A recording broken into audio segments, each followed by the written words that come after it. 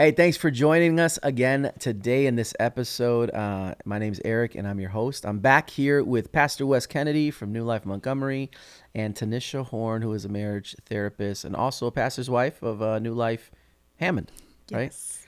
I almost said a different word. There's a bunch of locations, so it's okay. Keeping It's it okay. real. It's okay to get it wrong sometimes, right? But man, we've talked a lot in this podcast about a bunch of different topics, really important topics, right? We're trying to bridge the gap between emotional health and spiritual maturity. Not that this is a, one-off fix it, but really opening the door to these discussions, bringing awareness and putting empowerment in the hands of listeners to do something, to take the next step, right? We've talked about anger. We've talked about family hurt. We've talked about anxiety. We've talked about emotions in general, and it almost feels like a really bad like infomercial. But wait, there's more, right? And Wait, it gets darker. darker. Yeah, it gets darker. It gets harder. Today we're talking about something that really isn't a laughable thing. It's sadness or depression. I can't help but just think about, again, this pandemic, and this is kind of where we're living right now, but it doesn't just live in this type of environment. This has been happening forever, right? People have been dealing with this or not dealing with it, and there's been consequences for both. But the idea of just deep sorrow, deep sadness, depression, I think about in the midst of COVID when grandparents would walk up to the windows of where their grandchildren were, couldn't go inside, but just to be able to look at them through the window, right? That's how hard it was. But the extremes that they went to just to have a face-to-face contact or conversation, right? And couldn't hold them, couldn't touch them. That was the best case scenario, was just to see them through a window. That is depressing, right? That's hard. I thought about even thinking about during COVID and where loved ones were dying and nobody could be with them in there. Nobody could be in the waiting in the emergency room, in that room where they're going to pass, and they put a little Zoom screen there so you can talk to them and see them, but there's no holding their hand, there's no physical touch. That is super depressing. Yeah. There's extreme trauma like that, right? There's extreme situations that bring deep sorrow, sadness, and depression. And then there's other things that are just really kind of everyday, the loss of a job or the brokenness of a relationship that isn't repaired. So we're talking about sadness. I'm really glad you guys are here to talk about this. And so why don't we just kind of open this up, where we just start off with what is deep sorrow, sadness, depression. Who wants to go first? Wes, you want to give us like a textbook, and I can just give like a. Sure. Well, sadness, kind of like anxiety, sadness is a pretty common experience, from the very low grade sadness to they got my coffee order wrong and I'm sad about that. Oh no, I'm angry. That's anger. You're masking your sadness. Yes. Go back and listen to the anger one. Right. So there's low grade sadness, but then there is the kind of deep sorrow and grief that we experience when we lose a loved one, which is also natural and an entire process, which comes with it a very non-linear experiences and stages, as it's also often called in our field. But then, of course, there's clinical depression, which is more like when there is this persistent sadness, this persistent for, we're talking weeks and weeks, this mood of being sad or down, low energy, losing your appetite, or overeating, can go on, of not being able to sleep or sleeping all the time, of even having thoughts about harming yourself or others. It would be having a hard time concentrating. That would be more of this clinical sort of a mood, clinical depression. Yeah. I think in a practical sense, just fixated on what's wrong. where you're just fixated on what's wrong. You didn't get the job and you are in the house and don't want to go to work. You don't want to celebrate anything for weeks though. You know, like you don't want to go around people because you didn't get that job. And it's like, they told you no a month ago. And so you're just fixated on what's wrong, and to the point where you're sad about that and you can't enjoy any other part of your life because this one thing or maybe a few things didn't work out the way you want it to be. And then more times than not, you're sad more than you're happy. I think it would be a practical way of kind of looking at it. Like more times than not, you're sad, you're not happy. And then, you know, you push people away. There aren't many things that really interest you anymore. Like what I said, you know, maybe you overeat and you oversleep, and just this lack of hopelessness. Like you have nothing to look forward to for an extended period of time. Yeah. Yeah. And I think sometimes too, there's like a stigma with those who are dealing with deep sorrow, right? I think there's an understanding when somebody loses a loved one, right? Like, okay, yeah, they're grieving, right? Which is deep sorrow, it's sadness, right? And there's a stage for that grieving process. But that also could lend to depression, right? I mean, people, for many different reasons, right? Really, it's the unhappiness, right? Things are not going the way that I would like them to. Right. Where I can't see a better future. I cannot see it. I cannot actualize it or visualize it in my mind that it's going to get better. And fixated on that, where it's almost, that is the emotion that is flooding your brain. Yes. And allowing you to be like you have tunnel vision, unable to see peripheral. Yes. You cannot see the bigger picture, right? Would you agree with that? Yeah. Yeah. It's not as simple as saying, well, stop fixating on that. Right. For you can't. some, yes. Yeah. When it gets into the sort of clinical depression realm, then there very much, as you say, there's an inability for a variety of reasons, of real things happening in the brain and in the body, that someone is unable to see that. There are still certain things within control. That's why we work with people. You know, that's why there is hope even when someone can't see it. So there are certain choices that are still in the control of someone who doesn't want to get out of bed, who feels low energy, very lethargic, but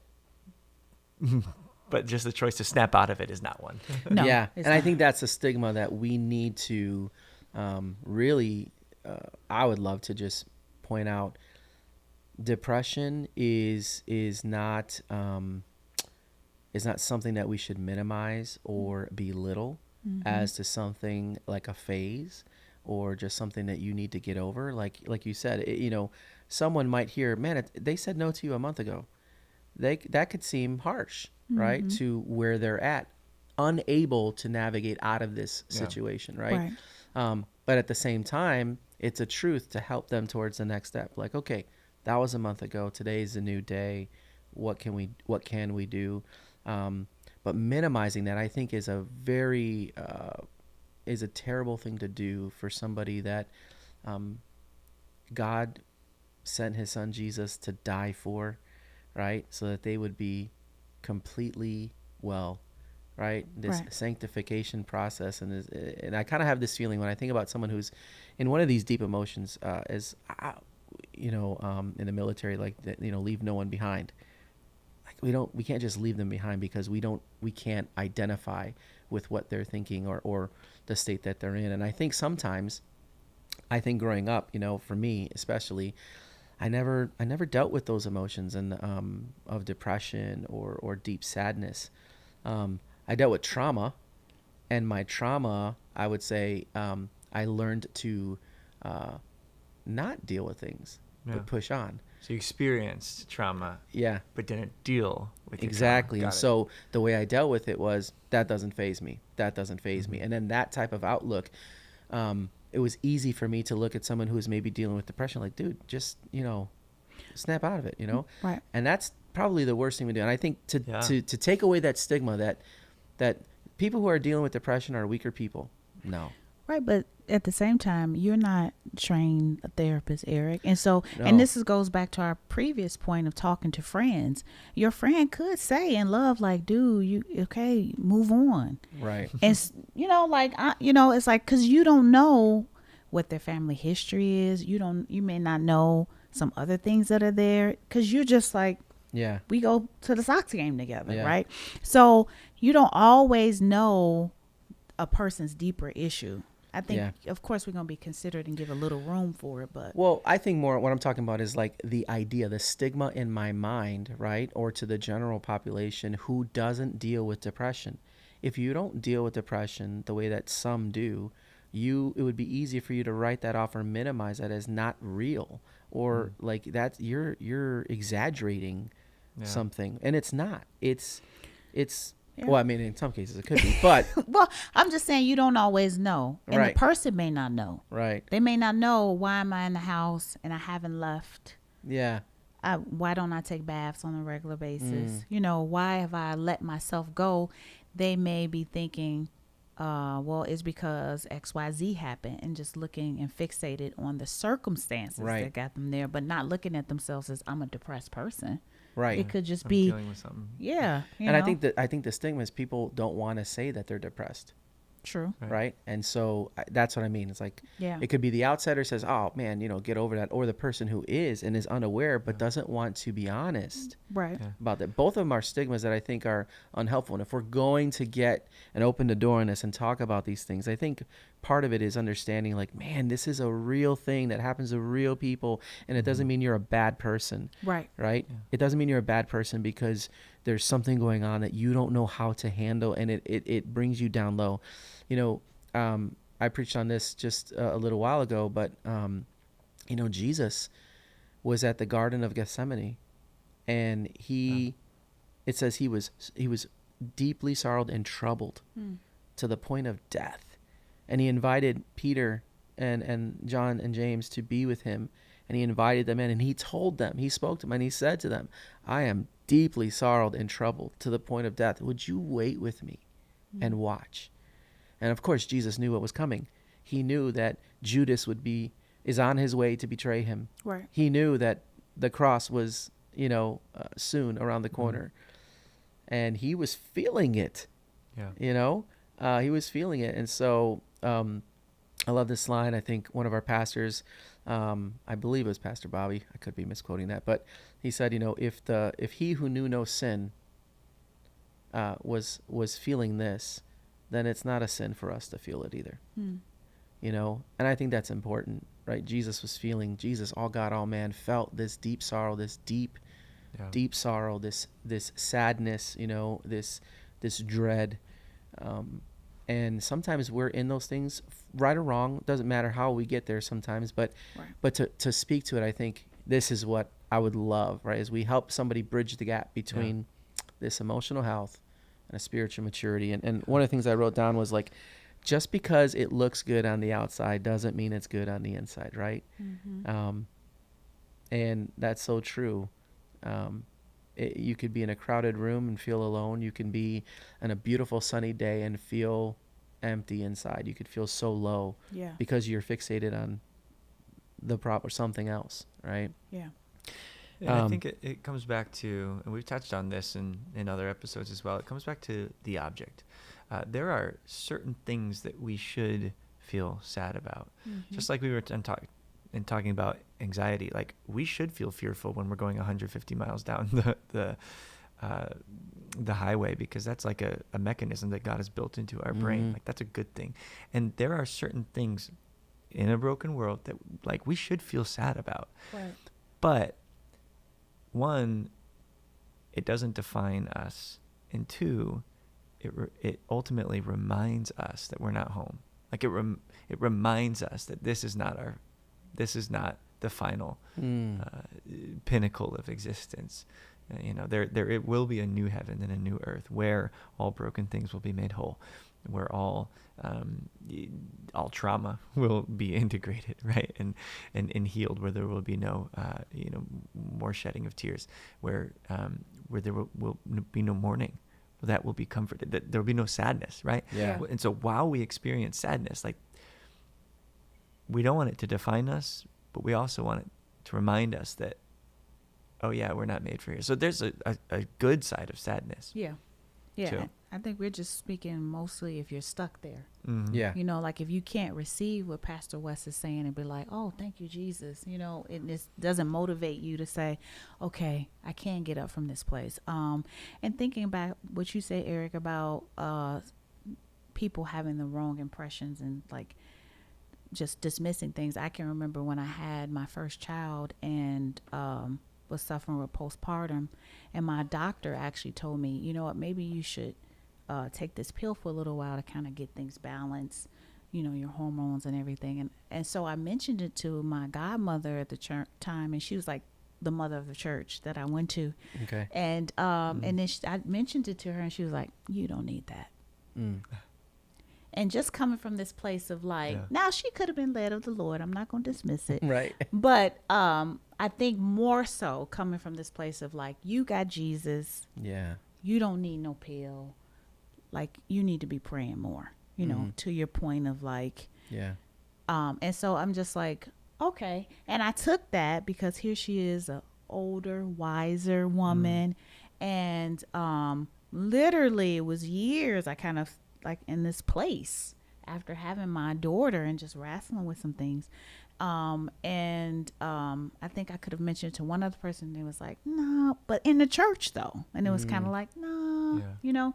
And so not really wanting to say, I think it's a bigger struggle than Yeah. maybe what I'm saying, you Yeah. know, like just not feeling comfortable doing that. 'Cause it's like, well, you know, I'm in leadership in the church. I mean, Yeah. this is before me being a pastor's wife and all that. But just depending on where you are in life, it's like, well, if everybody else is seeing me Yeah. okay, maybe I am okay. And you touch on something important that we really haven't addressed directly in any of these podcasts so far, but the idea of medication. People are a lot afraid. Church people oftentimes, and the general population as well, are afraid of medication. But let me just say this, that there is a use and there is an abuse of just about anything. Anything. And so when we break our arm, we go to the doctor. We trust doctors. And we're not less spiritual for going to the doctor for a broken arm.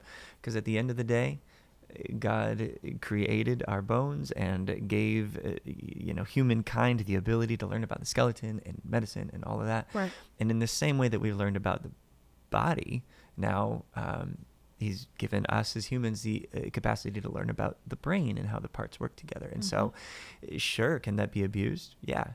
But there's also a use. So we would almost be hypocritical to be like, I'm going to go, to the doctor when I'm feeling super sick. Oh, but not when I'm feeling clinically depressed and it's, legitimately diagnosed. Yeah. But, and so I just want to say that your spirituality isn't in question. Yes. Your relationship with God or the sincerity of your faith isn't in question. Now, have a clean conscience before God. If you don't feel comfortable with medication, fine, then don't, right? But don't point the finger at others and saying, "Oh, you must not be a real person of faith if you're Yeah. using medication." Amen. Amen. And to that's that. the stigma that I'm talking about, right? Yeah. When I think when we deal with sadness and depression and a lot of times when people think they need to go see a therapist, it's like, oh, so you think I'm crazy, right? Ooh, It's a that's stigma, good Yeah. word. Yeah. right? It's yeah. a stigma. That's a You good think I'm word. crazy. I'm not crazy. I don't need to go see a therapist. I'm fine, Yeah. right? No, you're not fine, right? We need help. And all of us, like you said in the previous episode, that therapy's for everybody. And anybody can ask a question. If something's off and you don't feel right about it, don't run necessarily to, some magazine or anything, just don't run to anything. Run to somewhere where you can get a legitimate answer. Right. And I think when it comes to depression, specifically, there's so many people dealing with it. And I brought up a story of just a young girl that we're dealing with, and it breaks your heart to see somebody in a state where they are stuck Yeah. Yeah. and unable to see hope, right? And hurting. and hurting and themselves. what you want it, and no one, like, me and my wife are not saying like, oh, well, you got here because of this and it's your fault. We're not thinking that. We're like, oh man, we just want you to if we could get you, if we could touch the hem of Jesus's garment, Yes. you'd be well, right? That's what we want. We want your wellness. We want to see you restored. Mm-hmm. We want to see you able to see hope, right? And it's helping. And so as we were thinking about it, we don't just throw a prayer at it, and we don't just throw a pill at it, right? Either of those, Though prayer is powerful in the brain and the body, right, and relationally. and Yes. medicine is also helpful, has its Yeah. use, right? Yeah. But it's not just a quick fix. I think the greater thing that I'm thinking about, especially when it comes to depression, is empathy. Is to love somebody, to walk with them through it, Mm-hmm. not try to fix them, right? And I think, so I'd like to talk about that a little bit. Like when we talk about how is sadness and depression overcome, is it something to be fixed in a moment? Talk about that. Yeah. Well, I think it can be obviously very deep, right? If there's family history there of depression, if you look around and you notice, I'm depressed. My brother's depressed. This person's depressed. I would say you may have to, like, just depending on where you're stuck at, it's like that can be an indicator of like, it probably would be helpful for me to like go and get some therapy. Like if you notice a pattern in your family, and then also too, if you have been just feeling like, okay, let me focus on God's hope and really meditate on the scriptures and really just in this place of like, because being grateful can combat hopelessness, but I think to Wes's point about clinical depression, some of that might help a little bit but may not do the trick because there's just that imbalance there. And so if let me look at my family history. I'm going to really focus on meditating on God's word. I'm going to really be grateful. I'm going to meditate on those things. Yeah. And then you still are just overcome with this sadness. And maybe it's like inhibiting your life. Then I would say next step would be to seek out a therapist. Yeah. Like we've been talking about, there can be a situation where you're sad or depressed and it's for a period of time and you're able to work through it. I would still suggest therapy too, but I think there are some extremes where it's like additional help is really needed. Yeah. I think about, sometimes when someone goes through a traumatic experience, like a head injury, some people have a head injury and are never the same again. Like, they're unable to think the same way that they thought before. There are things that just inhibit them from moving forward. The answer isn't, well, pray more, or, no, you may need to go through some type of therapy to help you think again. I was just watching a video the other day. This man was a gunshot victim, and I don't know why the video was on him, but he was there and he's paralyzed. He can only move his neck. And he was getting mad because his nose was itching. And he's like, if my arms would just work. And as he was doing that, his arm, and you can tell his arm the muscles had deteriorated. Like he was been there a long time.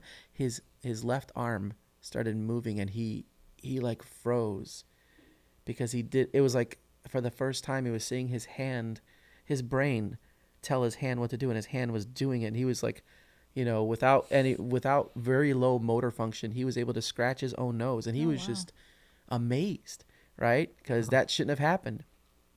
Well, that doesn't happen, without attention and care and working through things. And so sometimes I think about depression, the onset, like you said, you don't know all the family history. You don't know how they got to this place. You don't know the family history or what could be going on. But that's why we have people, right, who are trained to go to those places, right? In a healthy way, to help somebody navigate through that. Yeah, and it's important to highlight that doesn't mean that scripture reading or meditation or prayer doesn't work. Right. We're not saying that at all. Not at all. In fact, all of the activities and exercises and all of the things that you would do with a therapist, they're actually spiritual in nature, because at the end of the day, all of our life is related to our relationship with God. Yeah. Mm-hmm. Mm-hmm. What would you say are some of the reasons why people, you know, don't seek therapy or counseling, especially when they're in a depressive state, whether they know it or not? Like I think you said it earlier in the other episode, weakness.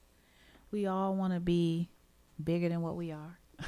So it's like, you know, to say you have something wrong with you, it's acceptable to say I got a cold. You know, even with COVID, we saw it. Like people didn't want to say they had COVID, you know, right? Yeah, And so it's true. like, it was okay to say you had a cold, you know, like, and then, you know, everything changed. You know, before it was like, it was okay for you to come to work if you had a cold, right? But then the game changed. It's like, you got COVID, stay home. Right. You know? And so now it's like, hey, I got a cold. Now we're comfortable with like, I'm sick. But even admitting like we had sickness was like, no, nobody wants COVID.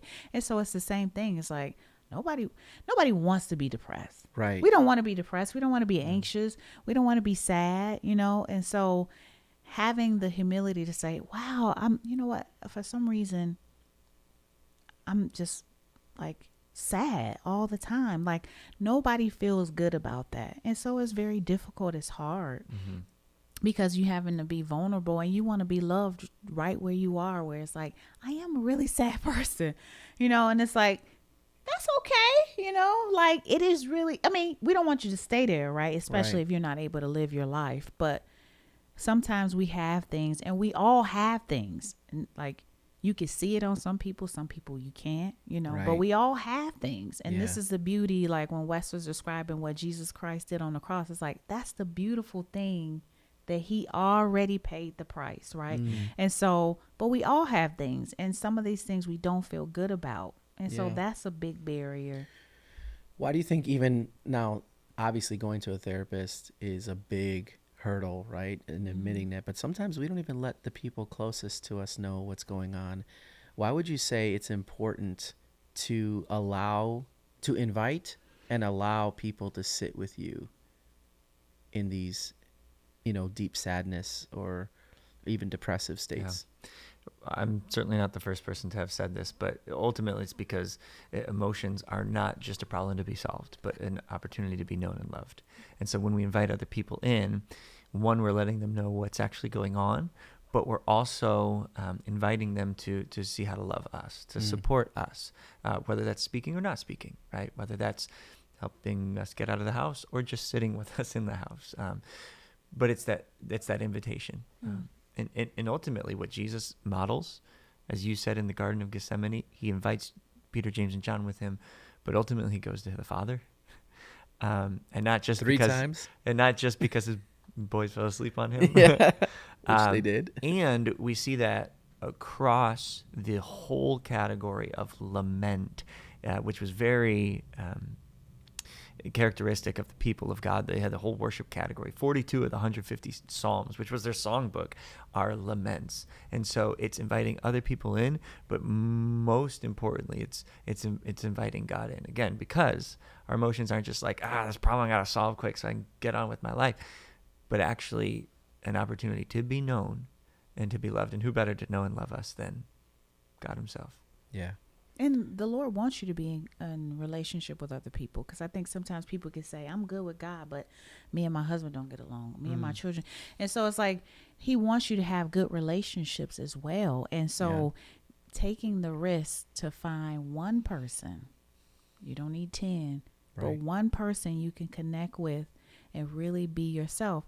And taking that risk, especially if you've had experiences in your life that tells you the lie that you can't trust anybody, you know, because everybody is like a whole world. There's got to be one person that you can say, you know what, I'm willing to take the risk. And at that moment when you choose that one person, you don't have to say everything. You can put a few things out there, right? Don't scare them away. You don't have to give the whole history at that one moment, but just put a few things out there and just say, hey, you know, this is what's going on with me. And just maybe, you know, give it a little Yeah. room first, to see, can I really trust you, and ask the Lord to lead you to that one person that you can kind of take that risk with. Yeah, I would say, to someone listening right now, and this is just me as a pastor speaking, inviting somebody in. I think about some of the reasons why we don't do that, and I've heard this often. I don't want to be a burden, or they're embarrassed, right? Because they feel like, I don't want pity. Um, it is not. You are not less than when you invite others in. I believe that's part of how God designed a family to operate.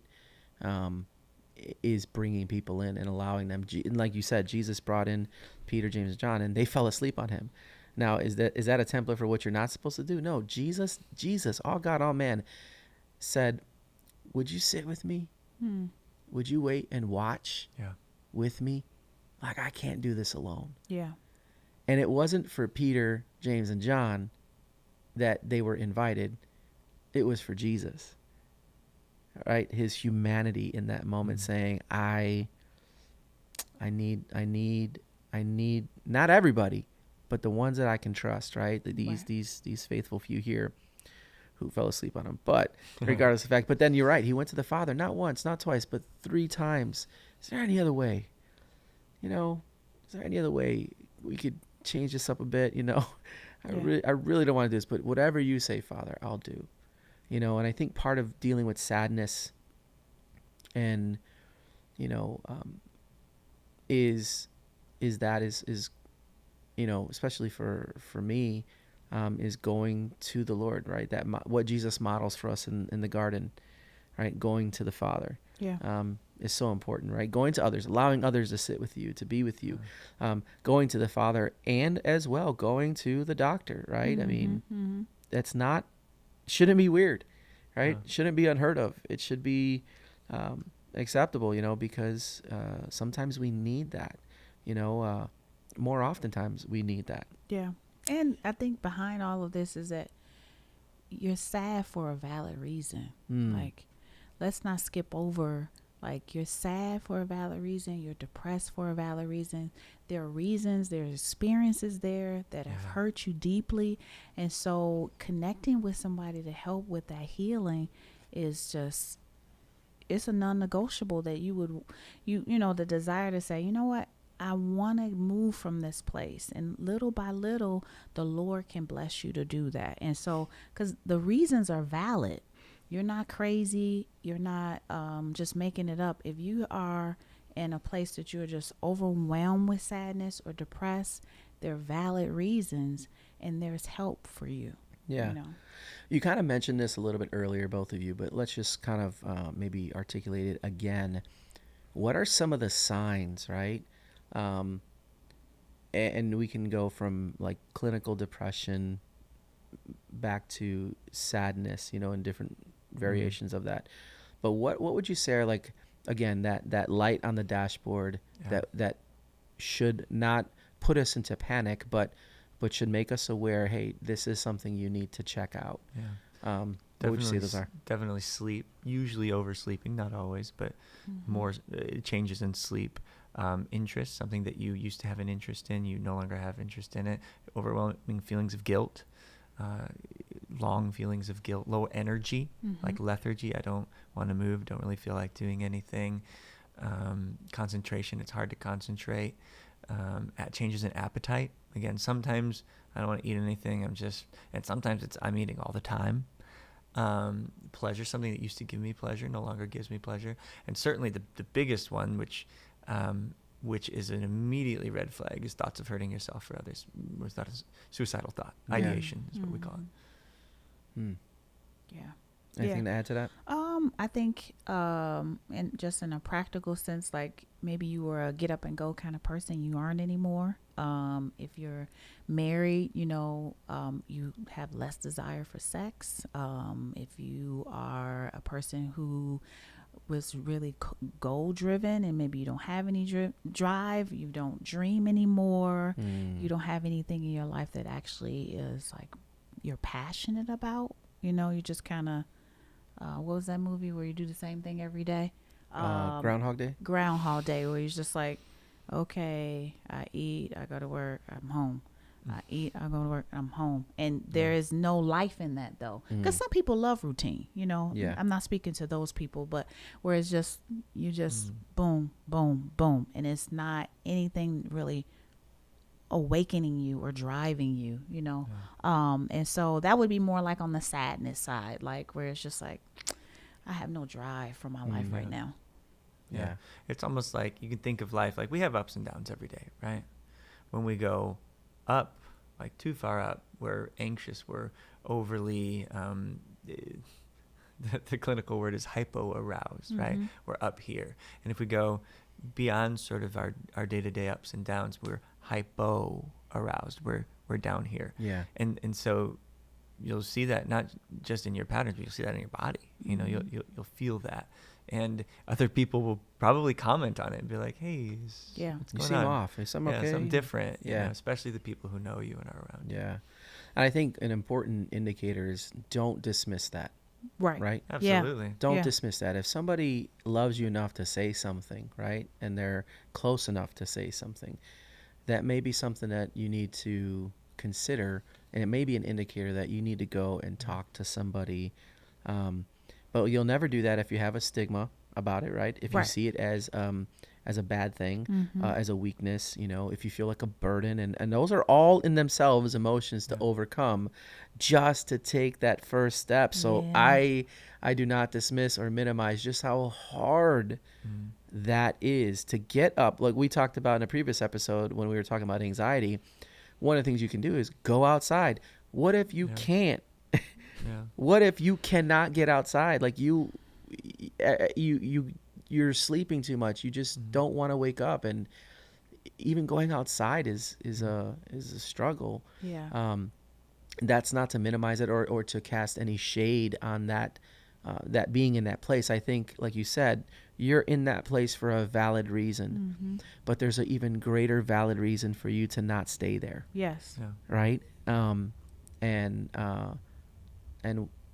so, man, thanks for your time, guys. Is there anything else you want to add? Just one. This is gonna sound silly, but some people aren't ready for other people. So just get a dog. Just get a puppy. You know? Good point.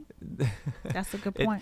Seriously, when you get in the space with another living thing, and there's literally this energy that's like it changes the way that you feel, not in like a surfacey level, but because now you're engaged in relationship with, and on a lot of different levels, things happen. And so it sounds silly, but and a dog can get you outside.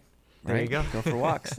but someone might need to hear that. Yeah. That's a good word, man. That is a good point, Wes. That's a good word. Yeah. Well, you know, that's what we're trying to do. We're trying to bridge the gap between emotional health, spiritual maturity, right? And again, this isn't a counseling session. This isn't a quick fix. This is pointing you in the right direction, helping to bring awareness to indicators, or just debunking some of these stigmas about these emotions, so that you can take a next step. And that might mean talking to your spouse and being honest about how you're feeling. That might mean stepping outside. That might mean getting on the phone and going through an intake process of being able to speak to somebody. All of those are great things and maybe the needed step. And so we're glad that you join us. We really hope that, our hope is that as we talk about these things, that this is bringing benefit to your life, helping you to take the next step. And maybe there's somebody that you know that needs to hear this specific podcast about sadness and depression. Maybe you've tried and it just hasn't worked there. Maybe because they're not able to see it yet, you know. In any case, share this with somebody, subscribe to this channel, and stay tuned, as we're going to be talking about in our next episode, conflict, which is a big one too. So we'll see you in the next episode.